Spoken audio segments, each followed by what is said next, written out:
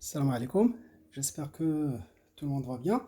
Suite à votre demande, donc je vais expliquer comment est-ce qu'on obtient les éléments de surface dans le cas de différents types de coordonnées. Donc je vais concentrer mon intervention sur les coordonnées cartésiennes et ensuite sur les coordonnées polaires. Alors attention s'il vous plaît, ça va aller vite, hein.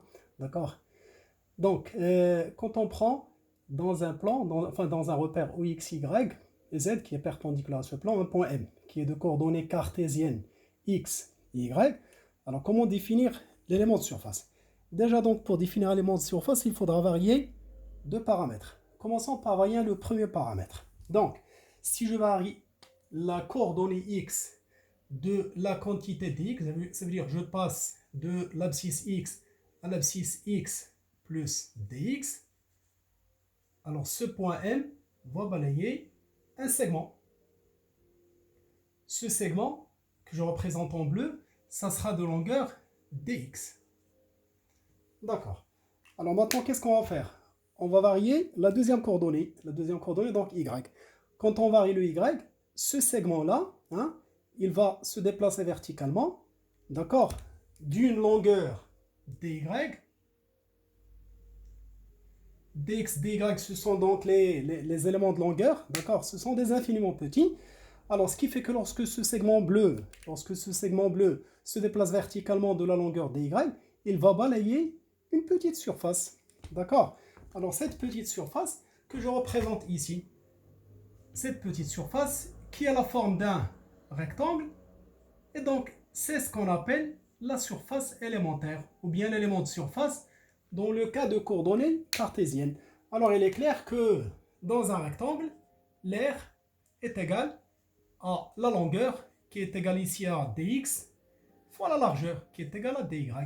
Et donc on obtient l'expression de la surface élémentaire dans le cas de coordonnées cartésiennes. Bien, alors maintenant passons aux coordonnées polaires. On va faire de même sur les coordonnées polaires. Donc vous avez deux variables, r, la longueur OM, et puis θ, l'angle que fait la demi-droite OM avec l'axe, disons l'axe des abscisses, d'accord, un axe qui est prédéfini. Très bien. Alors on va faire de même. On va varier donc la longueur R de la quantité dr. Lorsque R varie, ce point M se déplace sur cette demi-droite. D'accord?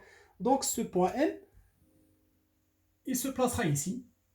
Le segment rouge, il est de longueur dr. Ça veut dire la variation élémentaire de R, de la coordonnée R. Bien. Alors maintenant, s'il vous plaît, il est temps de varier le deuxième paramètre. La deuxième variable, ça veut dire le θ.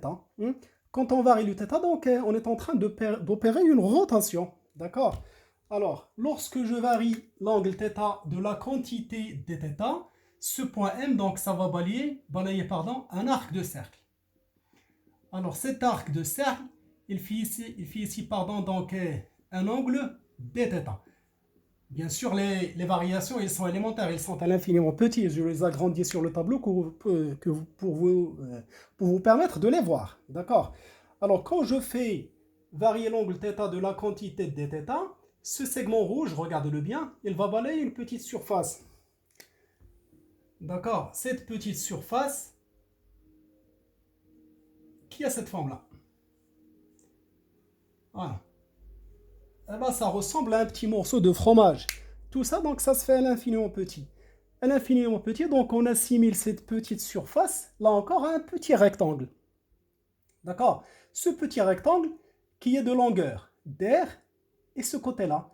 Alors ce côté-là, regardez bien le rayon, regardez l'angle, donc ce côté, il est de longueur r fois l'angle de rotation, donc fois dθ. Donc, on obtient l'élément de surface. L'élément de surface de cette partie-là, d'accord, c'est ds, qui est égal à ce côté dr, multiplié par ce côté-là. La longueur de cet arc, c'est r fois dθ. Et par conséquent, donc, on obtient l'expression que je vous avais envoyée tout à l'heure. d est égal à r fois dr fois dθ. Voilà. D'accord? Donc, merci à vous. Restez en bonne santé. Et surtout, donc, restez chez vous. À la prochaine fois.